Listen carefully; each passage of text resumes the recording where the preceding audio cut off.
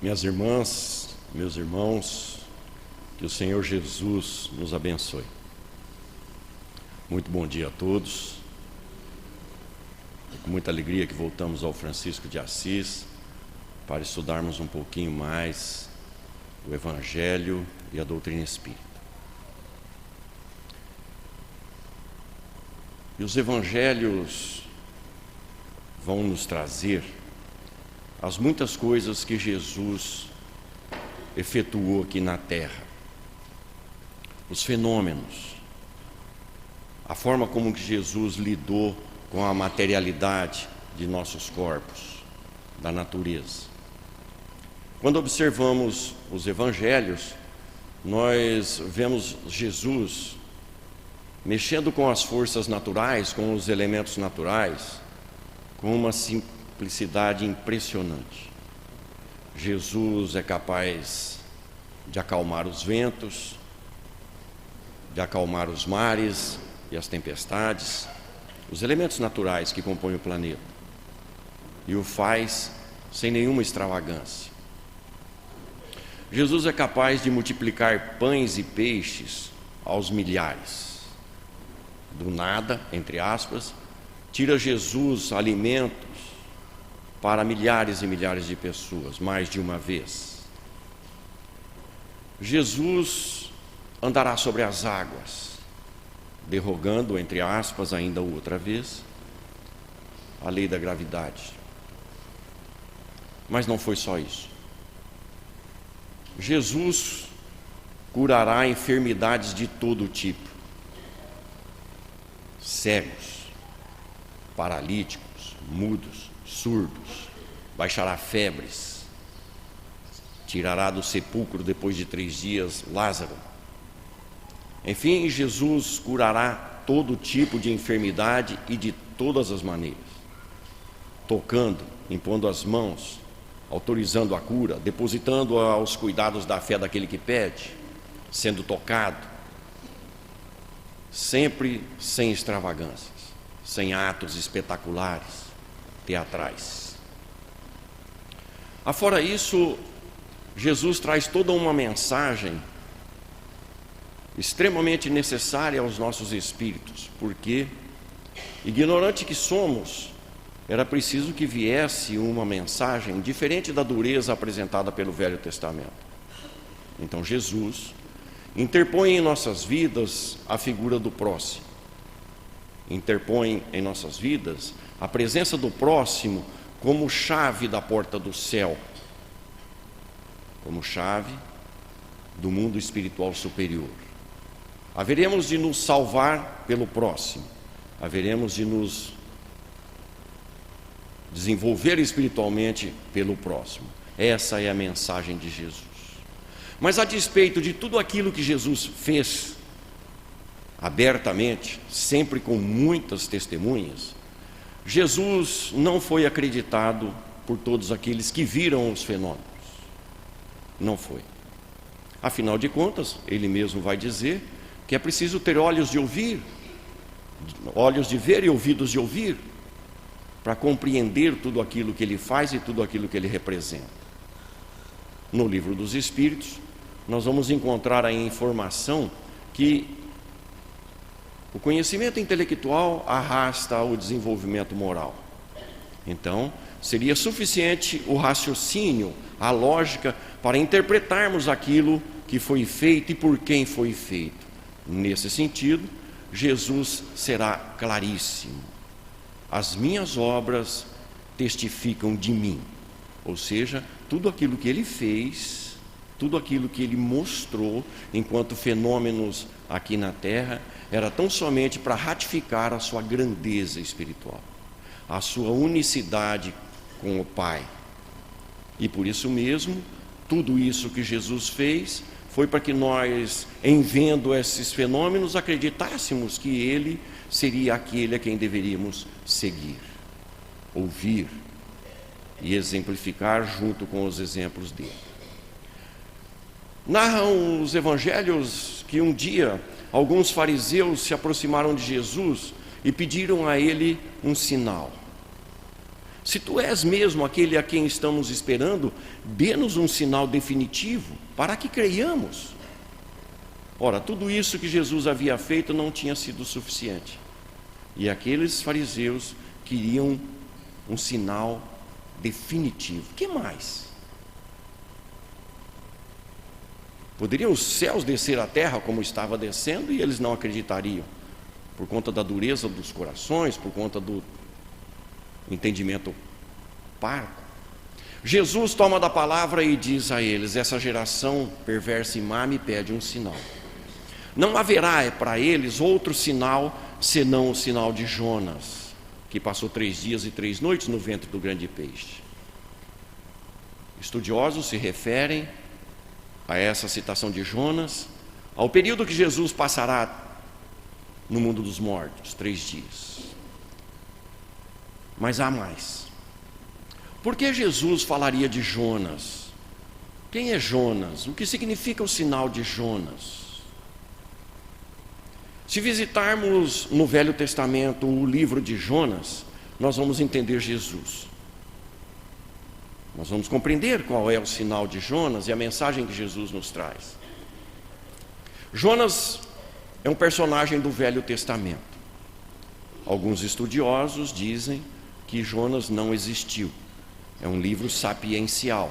É um livro escrito para desenvolver o nosso conhecimento, a nossa sabedoria, para fazer com que a gente raciocine, que a gente pense e tome as devidas conclusões.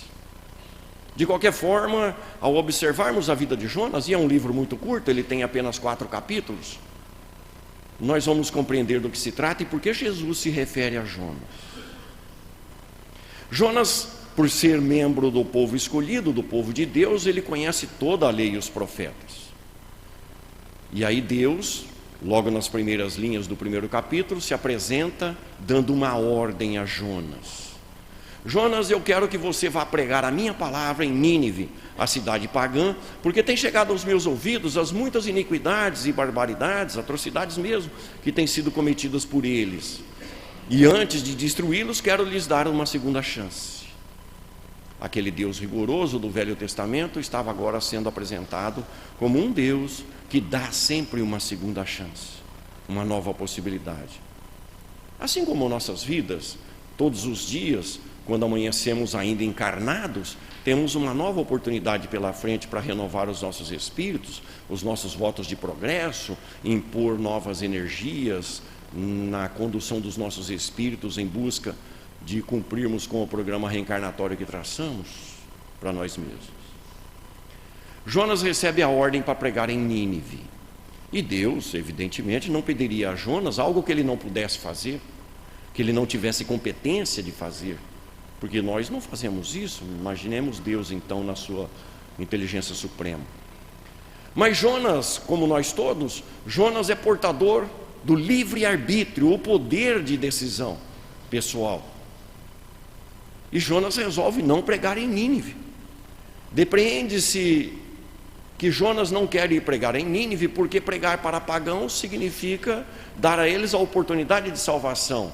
E a salvação é só para o povo escolhido. Na ideia de Jonas, evidentemente.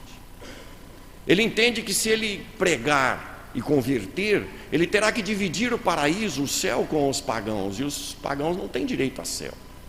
Tem direito a céu o povo escolhido de Deus.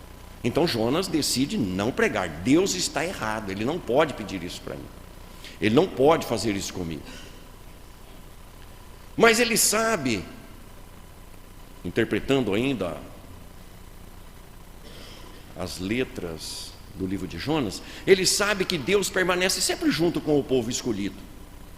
E se permanece junto, ele vai ver Jonas ali parado, sem ir cumprir com aquilo que lhe foi determinado. Então Jonas resolve fugir por uns tempos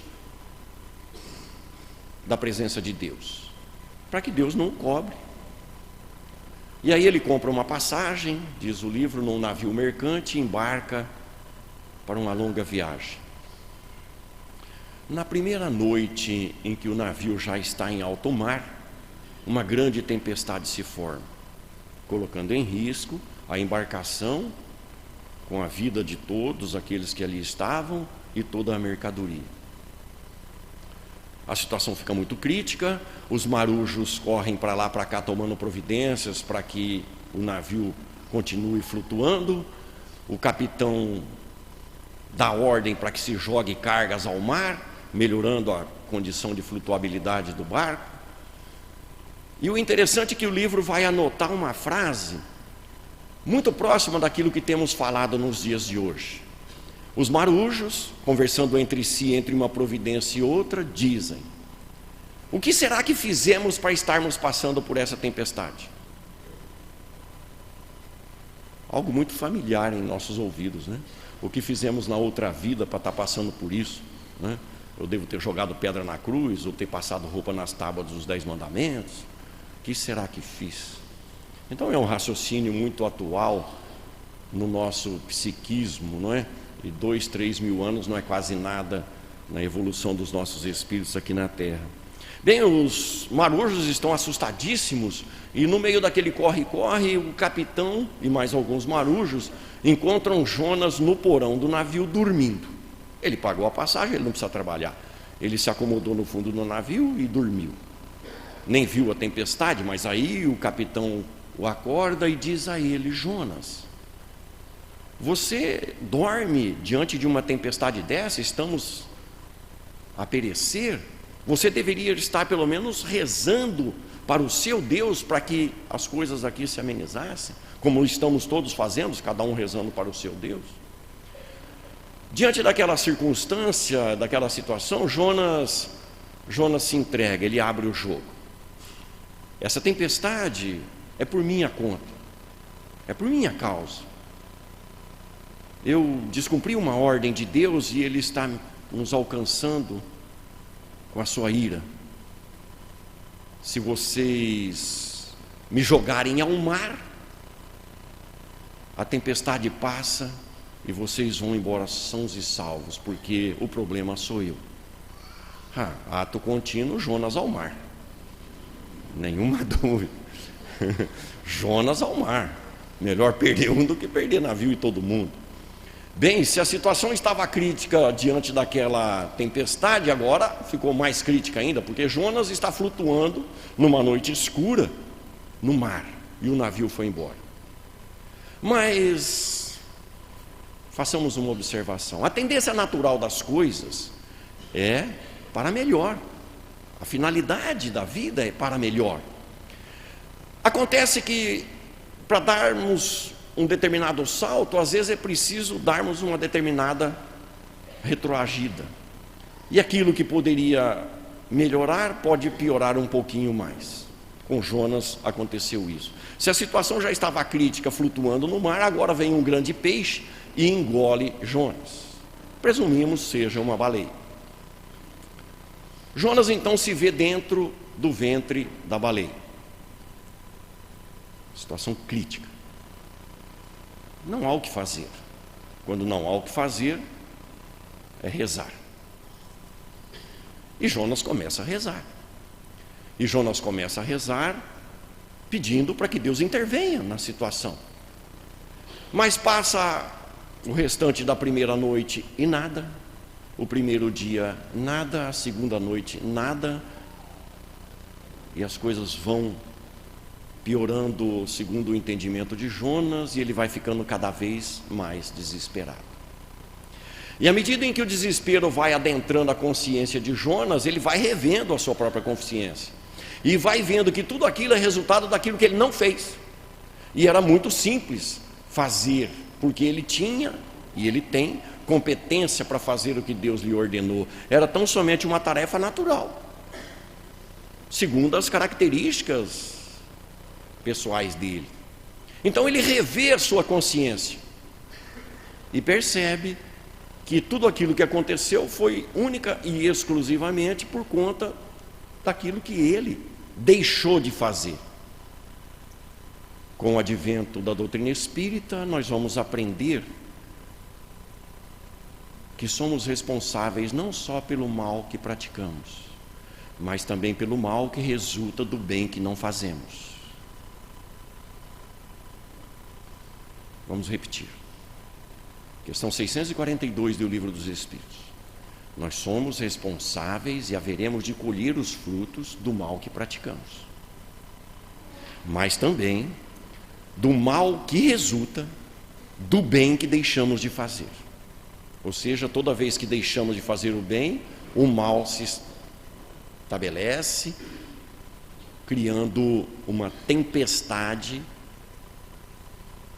que terá como centro aquele que fez errado ou aquele que deixou de fazer certo.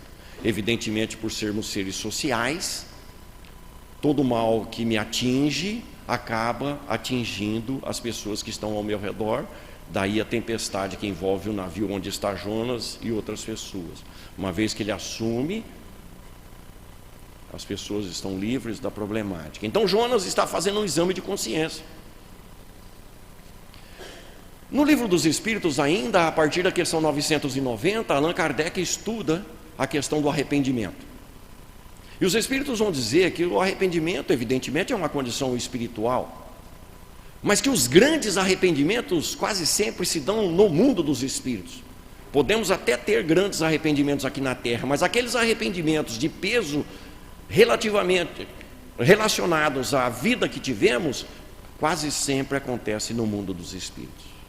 É quando a gente, ao retornar, tem noção clara do que foi proposto, do que foi feito de errado, do que foi deixado de fazer certo, e aí então a consciência acusa de uma forma implacável, e o espírito tem então no mundo dos espíritos dores inenarráveis por conta da consciência do que fez e do que fez, do que não fez, do que deveria ter sido feito então.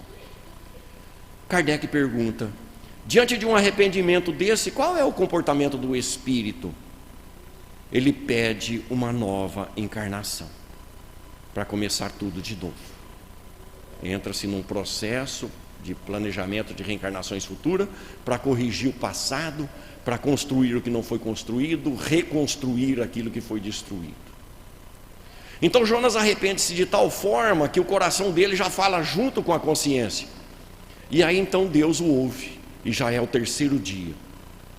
Quando ele lava a sua alma, quando ele demonstra toda a honestidade dos seus sentimentos e do seu entendimento, Jonas recebe uma nova oportunidade. O grande peixe, a baleia, se aproxima da praia, e ele, como homem indigesto que deveria ser, é vomitado pela baleia. O que fazer agora? Pregar em Nínive. Pregar em Nínive, não há outra solução. Já viu o esfrega que recebeu das leis naturais. Jonas vai em Nínive, devia ser muito bom de serviço. 3 dias em Nínive e ele converte toda a cidade, inclusive o rei, que baixa novos decretos, com novas regulamentações de convivência na cidade. A cidade está salva, Deus não vai mais destruir Nínive. Mas Jonas ainda não está contente com Deus. Ele ainda não está contente. Ele ainda está meio que revoltado com Deus, contrariado. Mas ele está cansado, e de retorno ao seu lar ele sai dos limites da cidade e encontra uma grande mamoneira. Já está no finalzinho do quarto capítulo. Nessa grande mamoneira ele encontra a sombra para descansar. 3 dias de pregação constante, ele está muito cansado. E ele dorme debaixo da sombra da mamoneira, e aí Deus se faz presente sem que ele o veja. E Deus seca a mamoneira até a raiz. Secou a mamoneira, esturricou a mamoneira, não há mais sombras. E Jonas acorda por conta do sol causticante, aquele calor incomensurável. Ele olha a mamoneira, agora ele está seca, e ele amaldiçoa a mamoneira, que não presta nem para dar uma sombra para ele. Jonas então percebe a presença de Deus agora visível a ele. E Deus vai dizer para ele: olha, você está amaldiçoando uma simples mamoneira, um vegetal. O que não faria eu pelos meus filhos de Nínive? Deus está contrapondo a Jonas a posição do próximo. Meus filhos. Não importa se são pagãos ou se são judeus. Dirá o Novo Testamento que Deus não faz acepções de pessoas. Bem, a lição para Jonas é: todos somos filhos de Deus e todos são importantes para mim na mesma medida. Qual é o sinal de Jonas? São vários. Primeiro, o do arrependimento, que todos nós conhecemos bem aqui na terra mesmo. Sabemos o que é um sentimento de culpa, um remorso, um arrependimento. Não deveria ter feito isso, não deveria ter falado aquilo. A tomada de decisão: vou pregar. Não entendo muito bem do que se trata, mas vou fazer o serviço que me pede, porque está dentro das minhas atribuições. Dirá Emmanuel, pelas mãos do Chico, que aquilo que a gente não entende agora, depois, lá na frente, a gente vai compreender muito bem. Significa dizer que Jonas deu um salto no seu entendimento, um salto de consciência, mas o grande sinal é: quem não vai pelo amor, vai pela dor. A dor passa a ser, então, uma bênção em nossas vidas, porque vai acordar os nossos espíritos para a realidade do espírito imortal. Mas muitos de nós, este que vos fala também, reclama da dor antes de bem dizer. Esse é o sinal de Jonas, a necessidade que temos de fazer o que precisa ser feito. No nível que nós nos encontramos, e em Jesus já era possível ver isso, nós poderíamos, com um simples raciocínio, entender e colocar em prática as suas palavras, as suas orientações de amor e luz, de libertação para os nossos espíritos. Será pela presença do próximo. E Jesus haverá de ilustrar a coisa nos mínimos detalhes. Dirá na parábola dos talentos que todos nós, ou cada um de nós, tem os talentos necessários para a vida que recebemos na terra. Na parábola, onde um recebe 5, o outro 2 e um terceiro recebe apenas 1 talento, Jesus diz que os talentos que foram distribuídos para aqueles administradores que haveriam de tocar o negócio enquanto o Senhor estava ausente, aqueles talentos foram distribuídos segundo a capacidade de cada um. Significa dizer que cada um de nós aqui na terra tem exatamente, na medida de suas possibilidades, os talentos necessários para implantar aquilo que foi planejado no processo reencarnatório antes de encarnarmos. E raciocinemos com Jesus. Dirá Jesus a Nicodemos, o doutor da lei: o Espírito sopra a vida onde quer, ninguém sabe de onde ele vem nem para onde ele vai. Jesus está dizendo a Nicodemos do processo da reencarnação como sendo uma necessidade para a evolução dos nossos espíritos. Mas Jesus está dizendo então que o Espírito sopra a vida onde ele quer. Sopro da vida significa dar vida a um corpo físico. Então o Espírito escolhe onde vai nascer, porque ele quer nascer ali. E se ele quer nascer ali é porque tem determinadas necessidades, determinados objetivos, determinadas condições que serão produtivas a ele. Então Jesus já anunciava que todos nós temos um planejamento reencarnatório. A doutrina espírita dirá que a encarnação dos espíritos, questão 132 do Livro dos Espíritos, serve para levar o espírito para a perfeição. Perfeição significa, evidentemente, não só a intelectualidade, mas principalmente a moralidade. E na questão 258 e seguintes, os espíritos vão dizer sobre o planejamento reencarnatório.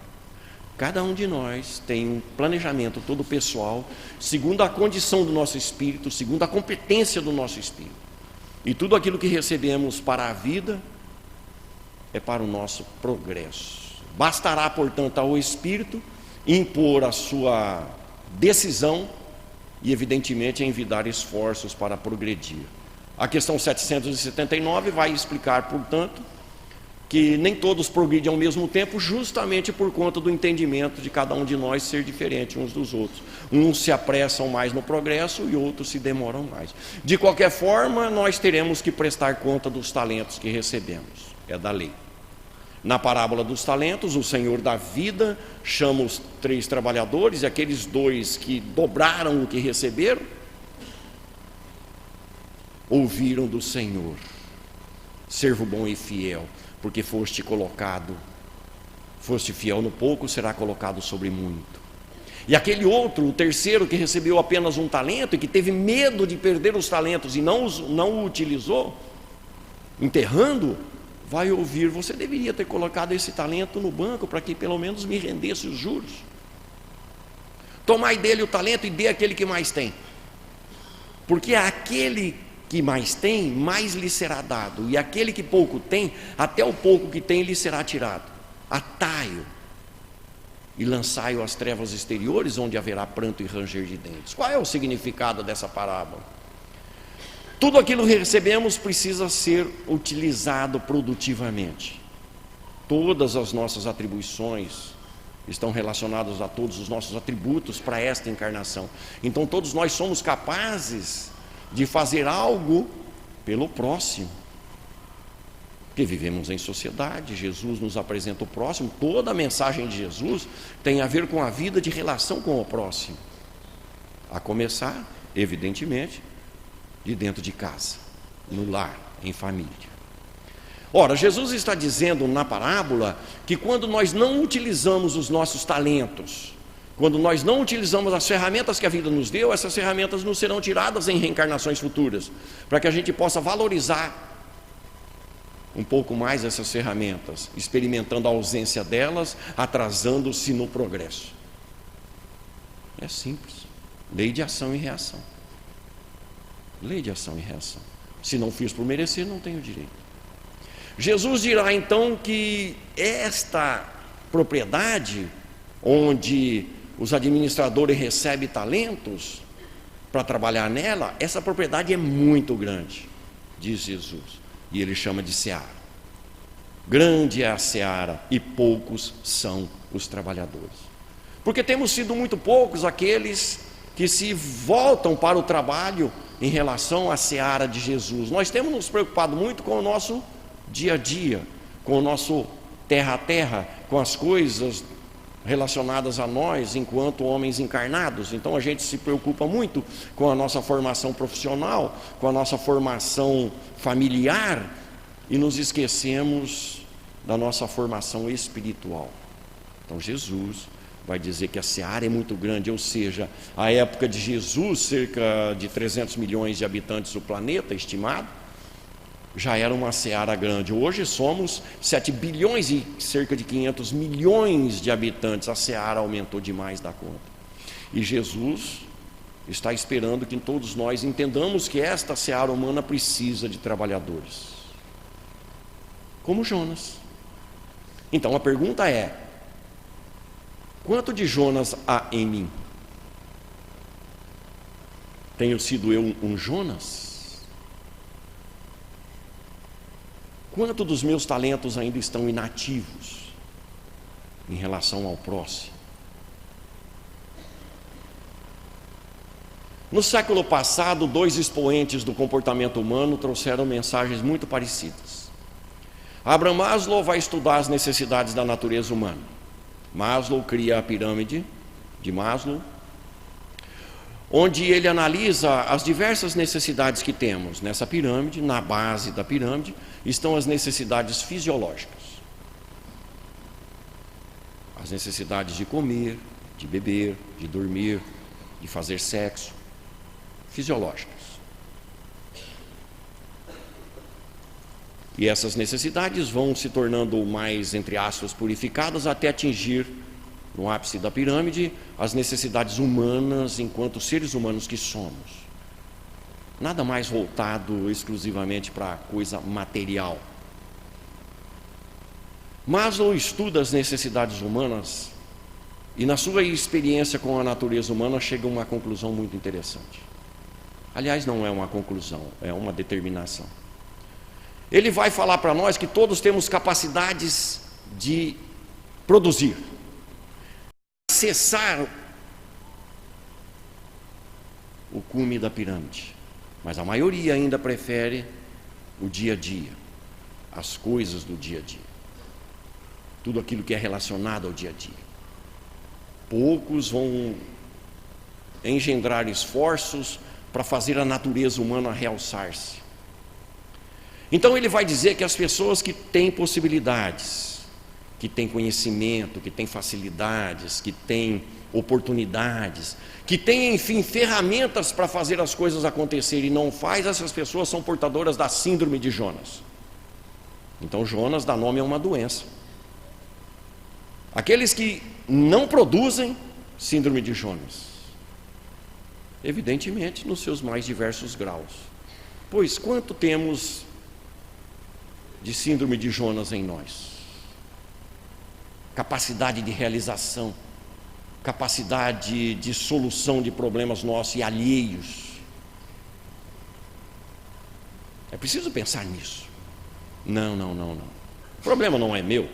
O problema é do governo federal. O problema é do governo estadual, do governo municipal. Isso eu não tenho nada com isso. Não, temos sim. Dirá a questão 766 do Livro dos Espíritos. Não é sem razão que nos foi dado o atributo da palavra e os demais atributos humanos, senão para a vida de relação. É lei natural. O segundo expoente é Alfred Adler. Adler estuda a natureza humana e chega a uma conclusão que mais parece uma orientação dos espíritos superiores, um esclarecimento dos espíritos superiores. Observando o comportamento dos seres humanos e as suas neuroses, as suas psicoses, Maslow vai dizer que são as pessoas que não pensam no seu semelhante as que portam as maiores dificuldades diante da vida e causam, portanto, os maiores problemas àqueles com quem convive. E é no meio dessas pessoas que não produzem para o próximo que acontecem os maiores fracassos da natureza humana. Adler está dizendo, em nome da ciência comportamental, que se nós não pensarmos no semelhante, adoeceremos psiquicamente. Algo muito próximo do que Joana de Ângeles vem trabalhando, não é? Ao longo da obra de Divaldo Pereira Franco. Algo muito próximo daquilo que Emmanuel e outros grandes espíritos vêm dizer para nós. É preciso focar no próximo. Mas essa é a mensagem de Jesus. E todo o nosso intelecto não tem sido suficiente para interpretarmos isso.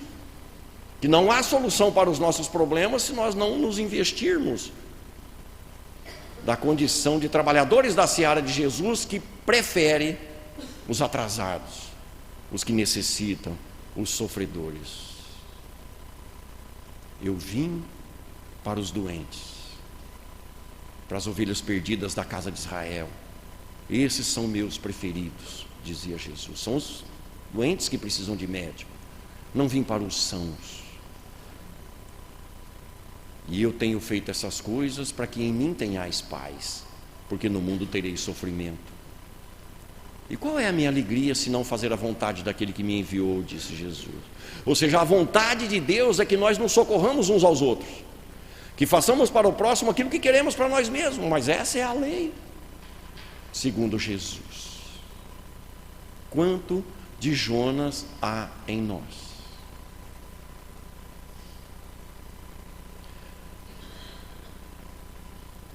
Mas temos melhorado muito. Já temos melhorado muito. Os noticiários não mostram isso constantemente, mas temos melhorado muito.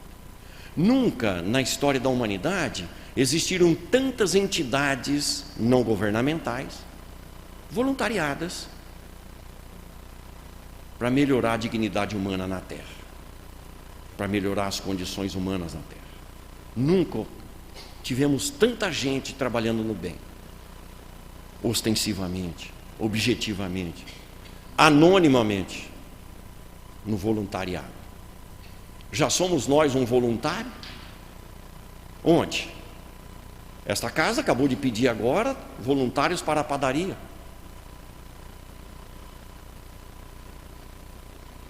É a nossa oportunidade. E quantas frentes não há nesta casa, para não falarmos do Francisco Cândido Xavier lá no Solo Sagrado. Oportunidades únicas para nos engajarmos no time de Jesus, para ajudar Jesus a mudar o panorama da terra, na seara que é grande e ainda são poucos os trabalhadores.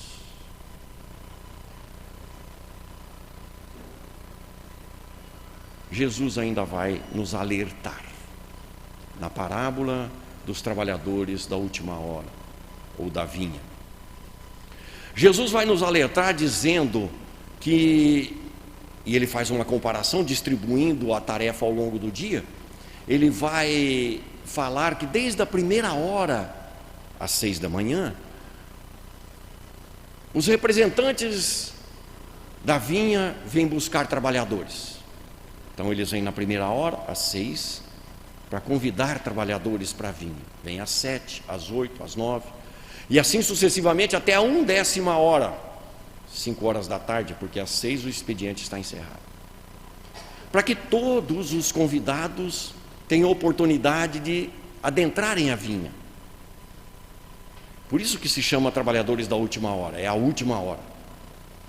Mas é a última hora há 2000 anos atrás, então é bem capaz que estejamos no último minuto. Em função da renovação do planeta, onde o nosso planeta, todos já sabemos, estamos passando de um mundo de expiação e provas para um mundo de regeneração.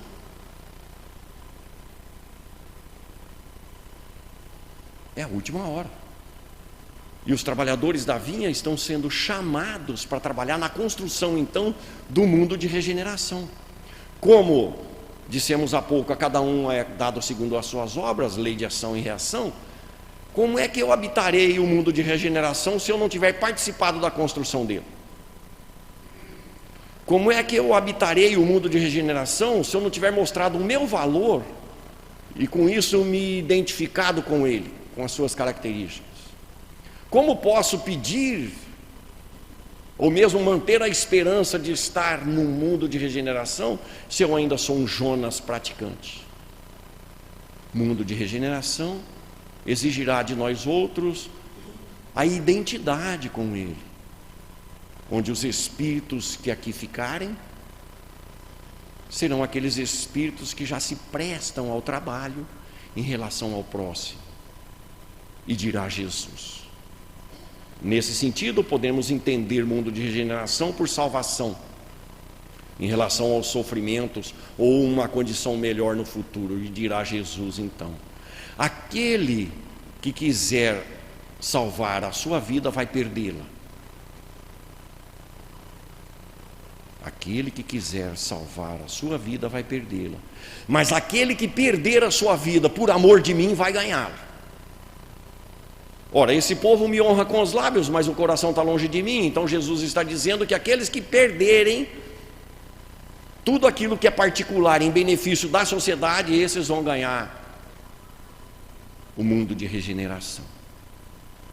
Se não, novos estágios, ou continuaremos os estágios de desenvolvimento dos nossos espíritos em outros mundos de expiação e prova. Imaginemos, figuradamente, isso é o inferno. Mundo de regeneração, o céu. Pois é, imaginemos voltar para mundos mais inferiores do que o nosso, porque é da lei que aqueles que já têm uma determinada condição cheguem nesses mundos em condição melhor, justamente para fazer o progresso acontecer. Então são oportunidades ainda de trabalho. Bom, se eu vou ter muito trabalho lá, é melhor eu fazer pouco trabalho aqui. É racional, porque lá naquele mundo eu vou ter que desenvolver raciocínio superficial, só para ilustrarmos, desenvolver tecnologias, métodos de vida, desenvolver remédios, desenvolver a sociedade, indústrias. Vamos chegar num ponto que estávamos, por exemplo, há 2000 anos atrás. Fazer o progresso acontecer. Agora imagine você um mundo desse, sem nenhuma tecnologia. Um verdadeiro inferno. Sem celular, portanto. Se o inferno antes era um local de enxofre quente e fervendo, hoje é uma vida sem celular. Mas não será assim, porque estamos ouvindo Jesus e raciocinando à luz do Consolador prometido. E haveremos então de nos voltarmos para o próximo definitivamente, a partir de nossos lares. É lá que tudo começa, em família. São com aqueles espíritos que nós traçamos as principais tarefas a serem executadas aqui na terra. Será preciso trabalhar pelo lar, pela família, e trabalhar muito. E quanto mais difícil for, maior é o tamanho da tarefa, maior é o peso que o passado está fazendo sobre o presente. Porque aquele que nos chama a reflexões dentro do lar é um necessitado de paciência, de tolerância, de boa vontade, de educação, de exemplo, sobretudo daquilo que temos aprendido na casa espírita. Porque se a palavra esclarece, o exemplo arrasta, dirá Emmanuel. E aí as pessoas, nos vendo melhores, também vão fazer questionamentos íntimos e vão tender também a se melhorarem. De forma que, se trabalharmos no bem, e temos ouvido isso, não? Os espíritas fazem muito pela sociedade. Já ouvi. Eu admiro muito os espíritas porque eles trabalham no bem. Mas ainda somos poucos, e talvez façamos ou estamos fazendo pouco. É preciso pensar nisso. Jesus então está nos convidando no seu evangelho a ajudarmos na seara dele, para ele implantar a lei de amor na terra. E ela só virá através de ações que convençam as pessoas dos nossos ideais. Vai ser difícil.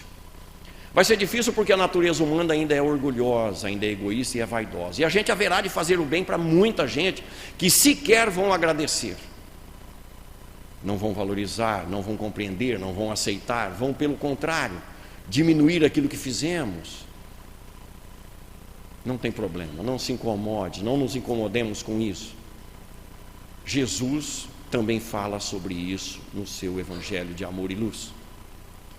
Passai à direita, benditos de meu Pai, porque eu tive fome e me destes de comer, eu tive sede e me destes de beber, eu estive nu e me vestistes, estive doente e foste me ver, estive preso e foste me visitar, fui estrangeiro e me hospedastes. Senhor, quando foi que te fizemos isso? Quando fizeram um desses meus mais pequeninos irmãos, foi a mim que o fizesse. Jesus, nessa passagem, está garantindo que haveremos de ter retorno positivo a despeito de todo sentimento contrário ao bem que fazemos aqui na terra. Então, é praticar o bem pelo bem, o amor pelo amor, porque haverá uma compensação natural, e a doutrina espírita nos esclarecerá então com uma clareza impressionante. A lei de Deus está em nossa consciência. A lei de Deus está em nossa consciência. Questão 621 do Livro dos Espíritos. Na questão 922 do Livro dos Espíritos, falando sobre felicidade, os Espíritos vão dizer que parte da felicidade possível na Terra só será percebida com a consciência tranquila. Ora, a nossa consciência só está tranquila quando nós fazemos o bem, quando nós não contrariamos a lei natural que está dentro de nós. Então, o nosso grande juiz é a nossa própria consciência. Consequentemente, o bem que faço, independente do resultado lá fora, no sentido de sermos reconhecidos ou não pelo bem que fizemos, o nosso próprio espírito haverá de perceber a felicidade pela simples sintonia com a lei de amor. Somos nós então, para encerrarmos, somos nós então um trabalhador do amor na terra. Na questão 622 do Livro dos Espíritos, os Espíritos garantem que em todas as épocas da humanidade, espíritos superiores encarnaram na Terra para fazer a lei de Deus ser conhecida, a lei de amor. Ou seja, espíritos superiores saem do mundo dos espíritos sem a necessidade de reencarnar, porque a palavra utilizada por eles é encarnar, não é reencarnar. Espíritos deixam as regiões mais felizes para vir em missão à Terra, fazer com que a gente conheça a lei de Deus para aplicá-las em nossas próprias vidas. Então é lei natural, espíritos socorrerem os atrasados. Sim, é lei natural. E isso fica muito claro através das palavras de São Vicente de Paulo, na questão 888A do Livro dos Espíritos. Conversando sobre caridade, começa lá na questão 886, onde Kardec pergunta como Jesus entendia caridade. Não é como os espíritos superiores da codificação entendiam caridade, é como Jesus entendia caridade.